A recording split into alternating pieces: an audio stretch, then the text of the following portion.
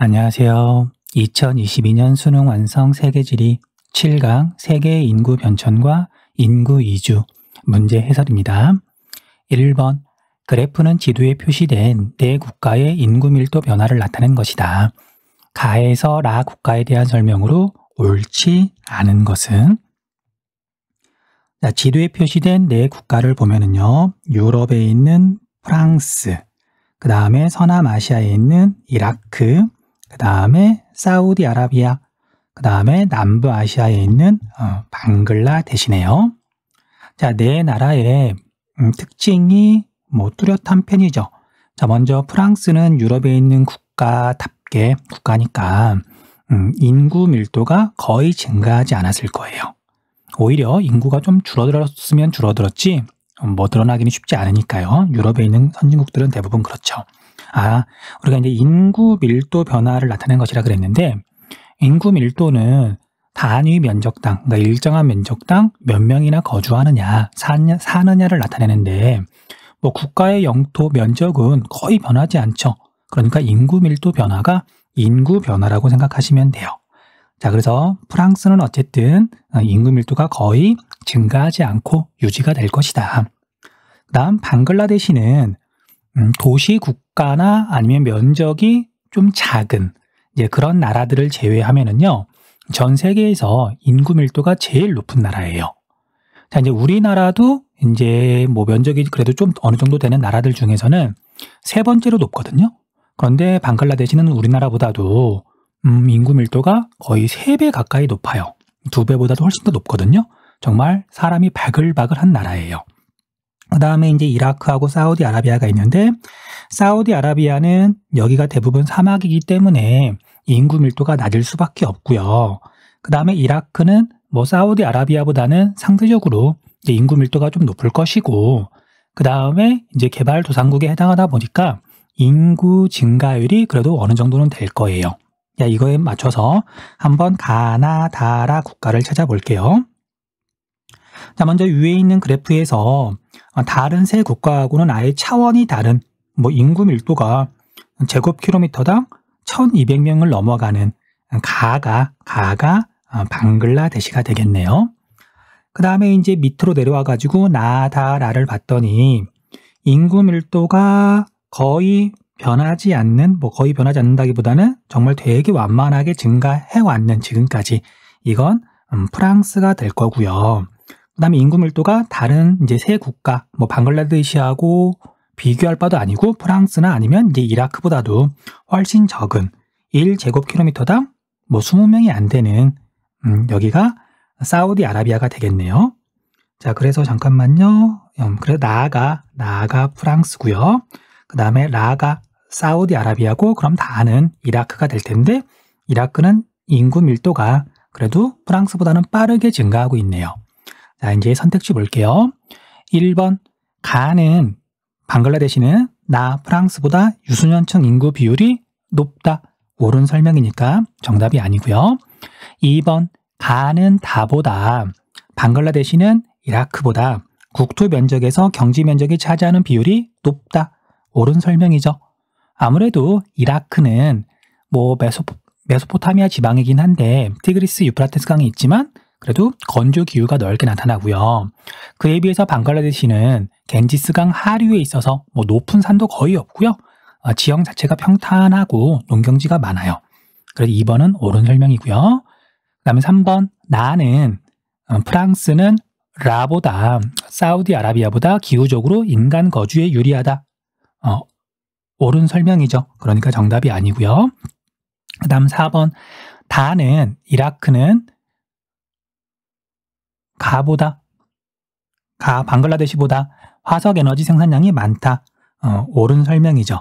참고로 전 세계에서 이제 석유가 나오는 곳이 적지 않은데 지역마다 그 석유, 그러니까 원유의 품질이 좀 다르다 그래요. 또는 이제 매장되어 있는 깊이나, 그런데 이제 대체로 페르시아만 연안 여기 근처가 가장 석유를 채굴하기도 쉽고 석유의 품질도 좋은 편이라고 하더라고요. 대표적인 나라가 사우디아라비아, 쿠웨이트, 이라크 정도가 있겠죠. 그다음 마지막 5번, 사우디아라비아는 다 이라크보다 총 물 자원 중에서 외래 하천에서 공급받는 물 하천이 차지하는 비율이 높다. 잘못된 설명이죠. 정답은 5번이네요. 자, 방금 설명했던 것처럼 이라크는 메소포타미아 지방이고요. 한가운데고요. 그 다음에 티그리스 유프라테스 강이라고 하는 외래 하천에서 물을 공급받아요.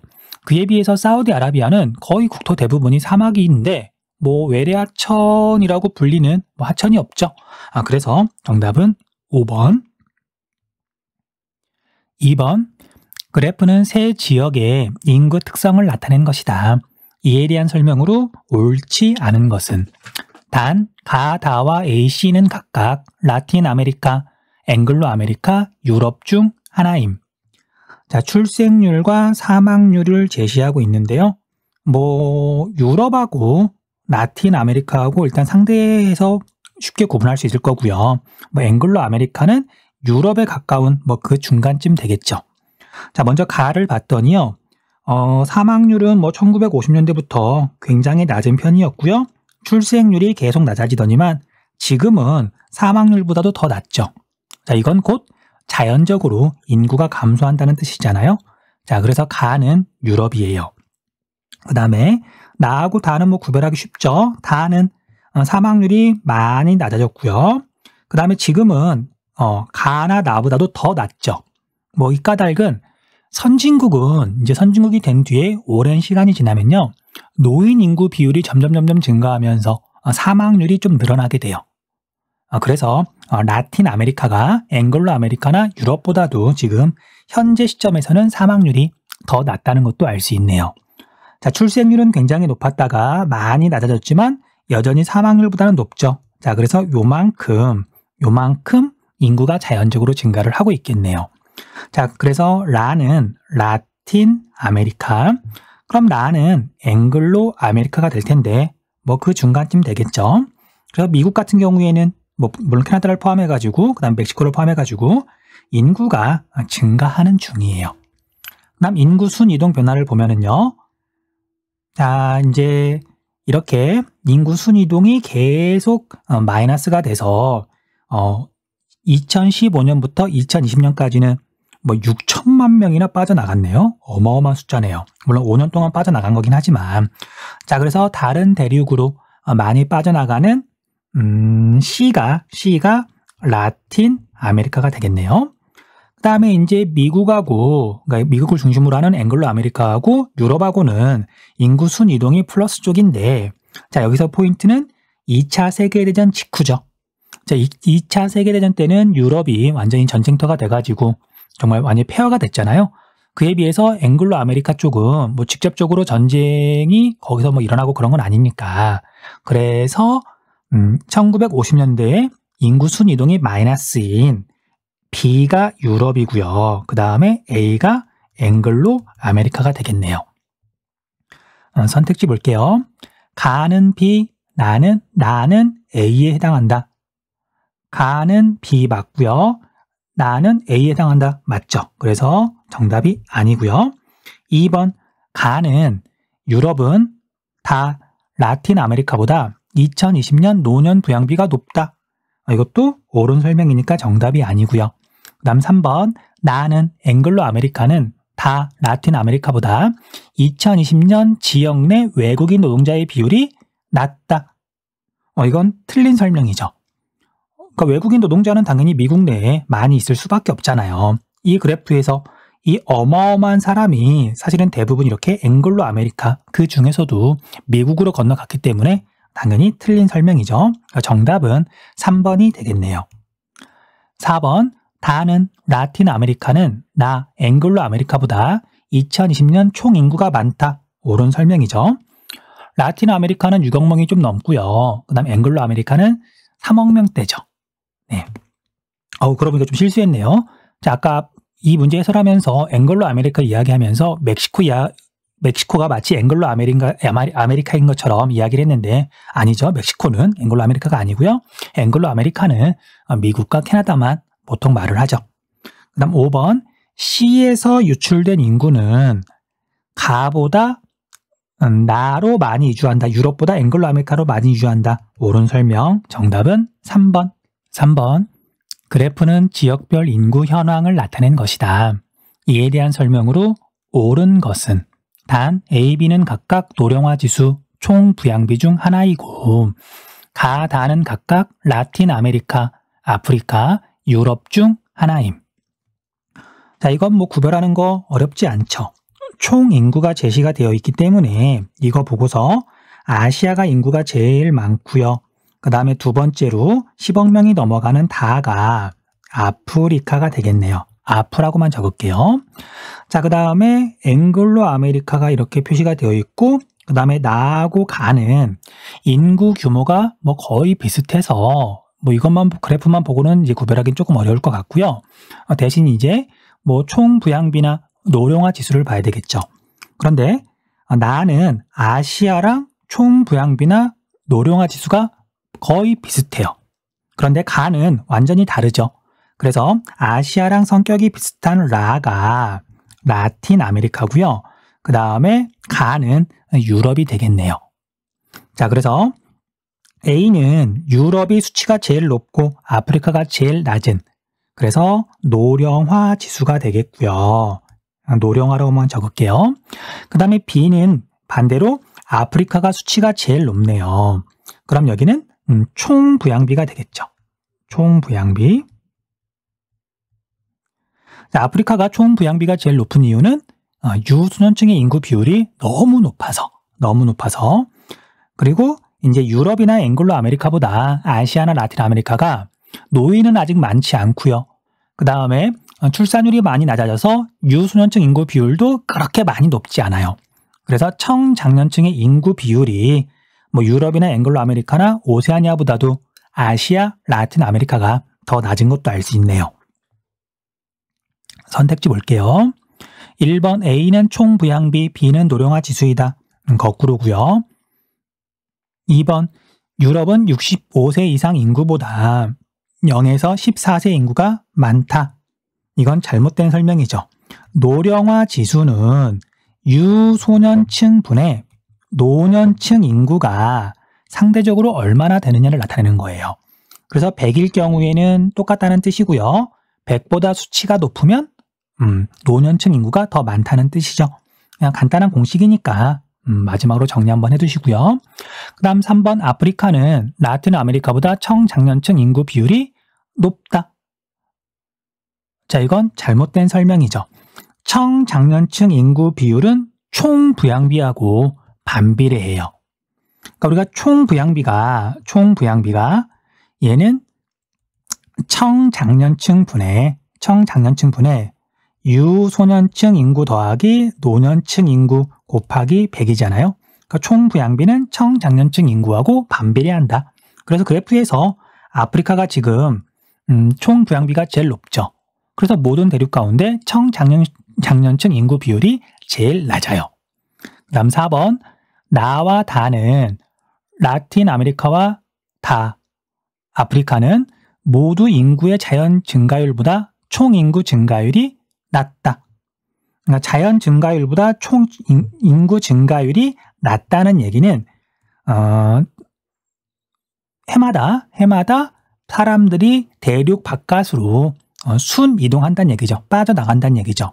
그래서 이게 자연 증가율보다 총 인구 증가율이 낮은 거고요. 자, 아프리카하고 라틴 아메리카 옳은 설명이죠. 정답은 4번.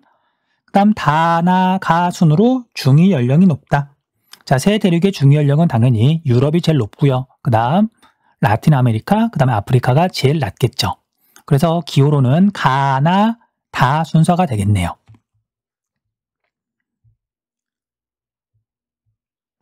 4번 지도는 가나 국가군에 대한 설명으로 옳은 것만을 보기에서 있는 대로 고른 것은 단 가나는 각각 인구 순 유입 상위 10개국, 인구 순 유출 상위 10개국 중 하나임.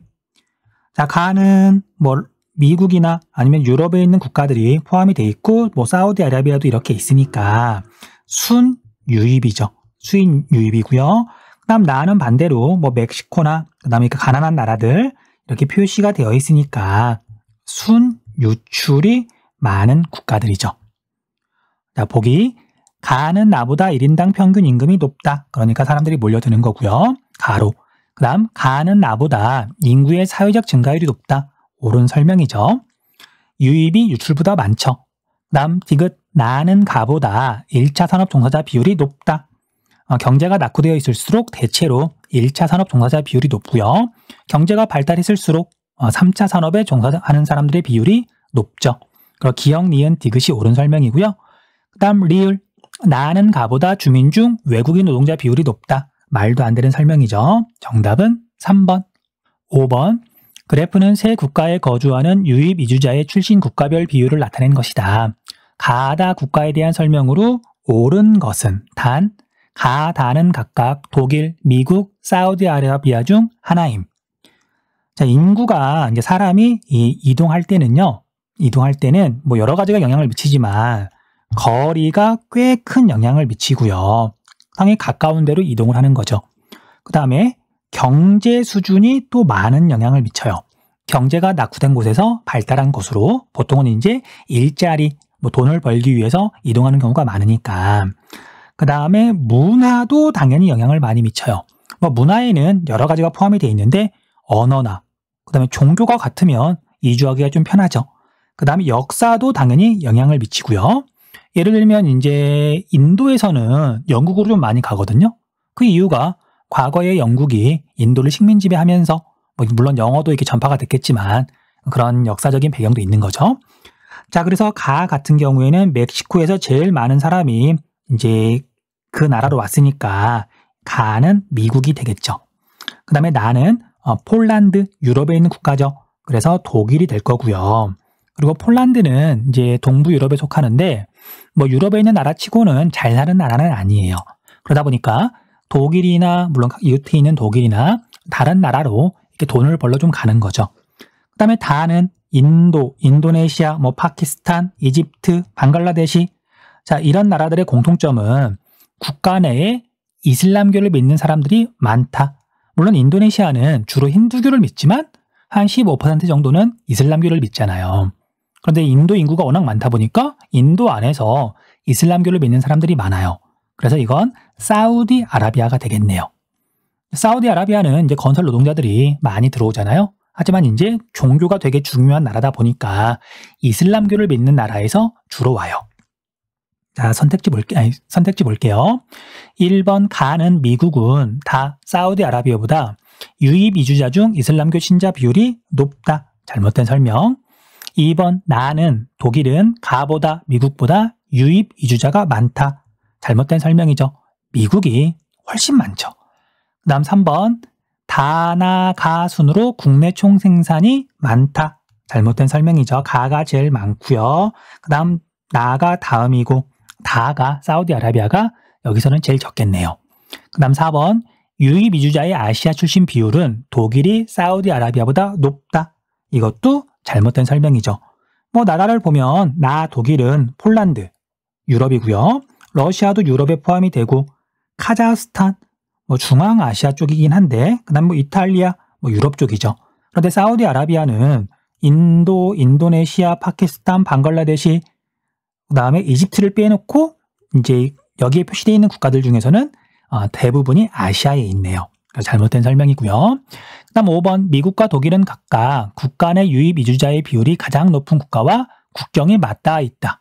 자, 미국하고 멕시코는 당연히 국경선이 맞닿아 있고요. 그 다음에 독일하고 폴란드도 이웃해 있어요. 자, 그래서 5번이 옳은 설명이네요.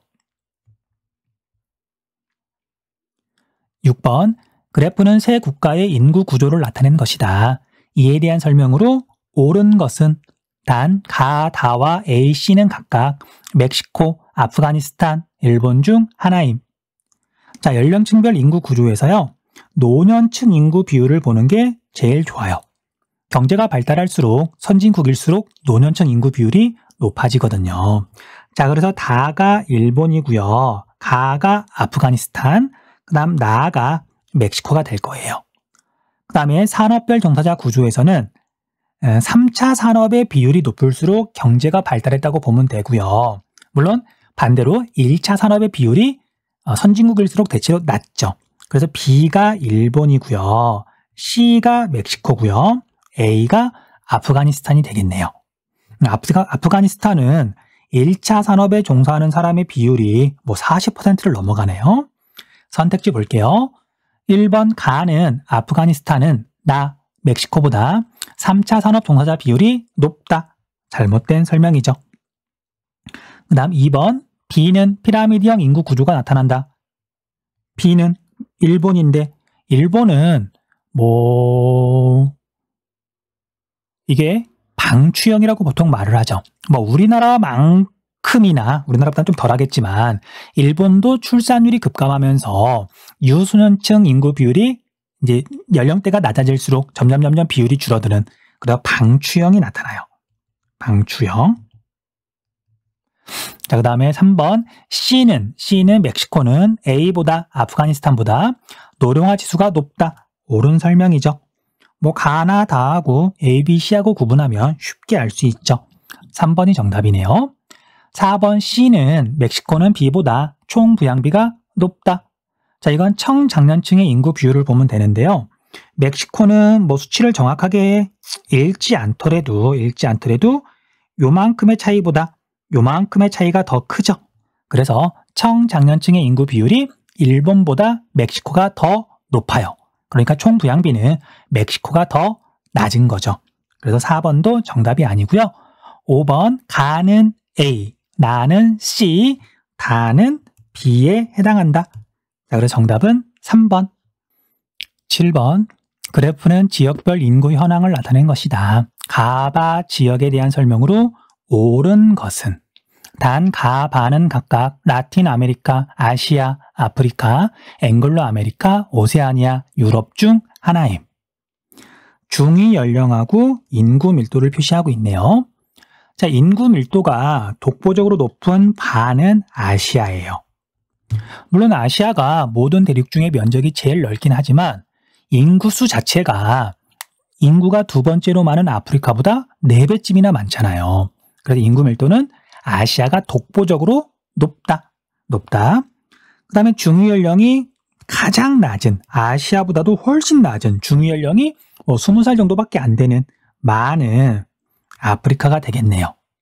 그 다음 중위 연령이 제일 높은 다는 이제 유럽이 될 거고요. 노년층 인구 비율이 제일 많으니까. 자, 그 다음에 인구 밀도가 다른 대륙보다도 훨씬 낮은 다는 오세아니아가 되겠네요. 자, 이제 그러면 앵글로 아메리카하고 라틴 아메리카가 남는데 인구 밀도 말고 중위 연령을 보는 게 좋겠죠. 앵글로 아메리카가 아무래도 훨씬 더 선진국이니까 중위 연령이 더 높을 거예요. 자, 그래서 나가 앵글로 아메리카고요. 라가 라틴 아메리카예요. 자, 물론 앵글로 아메리카하고 라틴 아메리카는 면적이 크게 다르지 않거든요. 하지만 인구수는 앵글로 아메리카는 3억 명대, 그 다음에 라틴 아메리카는 6억 명대.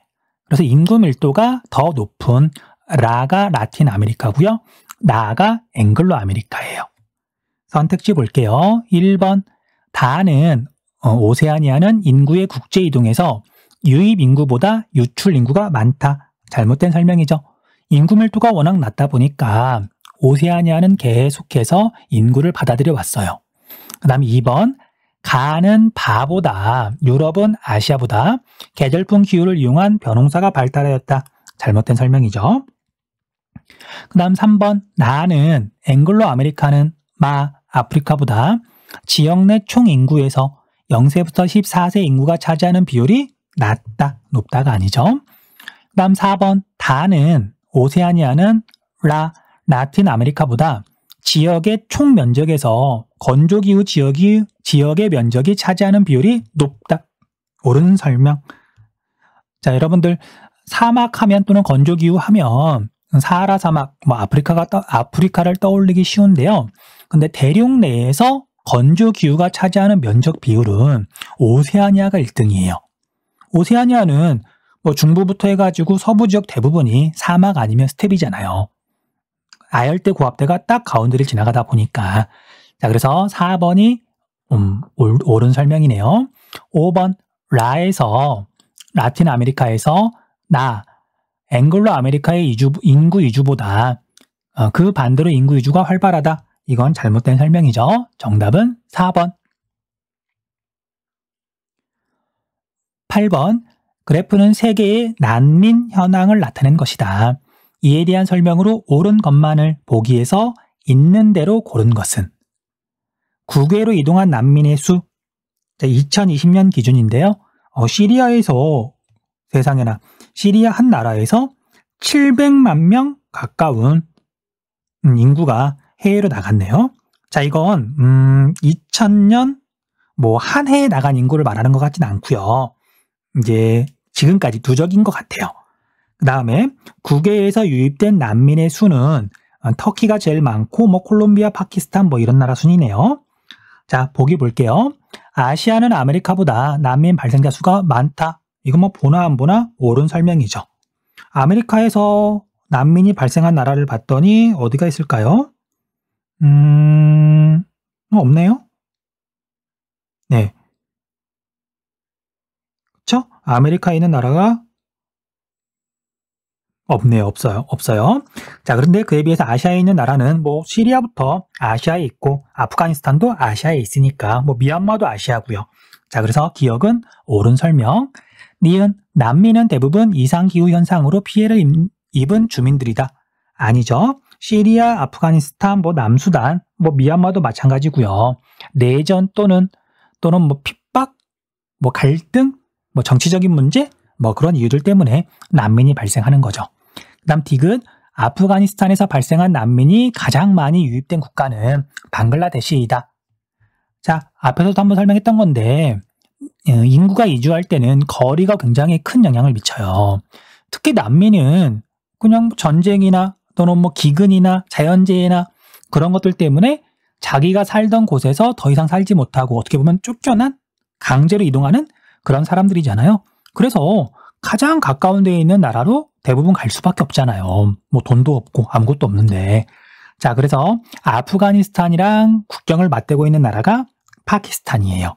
자, 그래서 디귿은 잘못된 설명이고요. 리을, 국외에서 유입된 난민의 수 1위 국가는 국외로 이동한 난민의 수 1위 국가와 국경을 접하고 있다. 이것도 마찬가지죠. 시리아하고 터키는 국경을 맞대고 있어서 시리아에서 난민이 터키로 되게 많이 넘어간 거예요. 그래서 리을 옳은 설명이네요. 정답은 2번. 자, 여기까지 해서 7강 해설 마쳤습니다. 네, 수고하셨습니다.